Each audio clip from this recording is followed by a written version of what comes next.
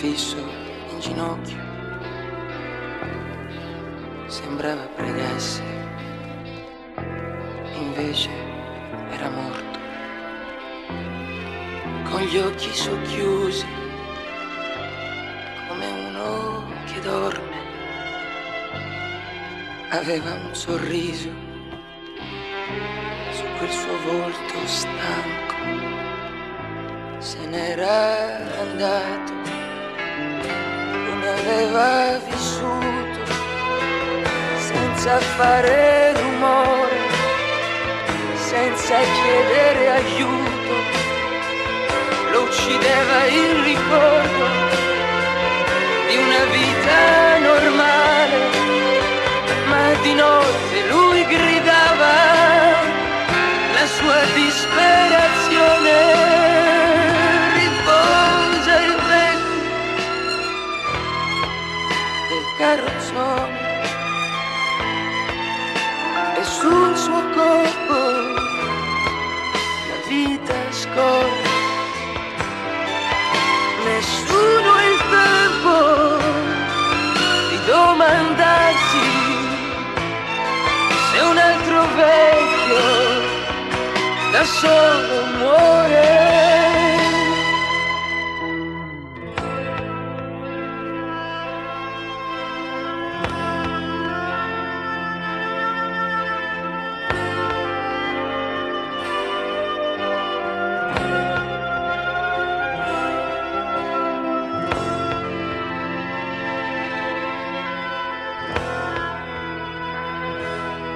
In quel carrozzone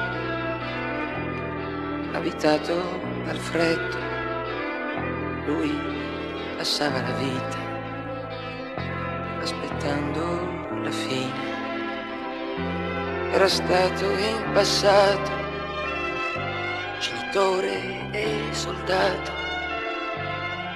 Cosa importa alla gente al paese servito? Per i figli che aveva generato ed amato, era solo una colpa aver già 70 anni.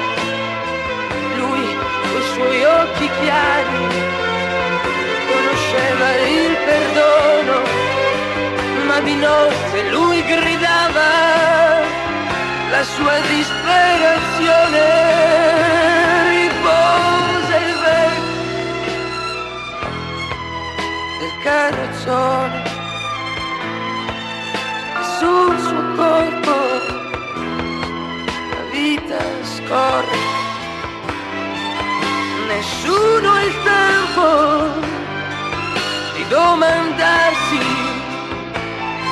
se un altro vecchio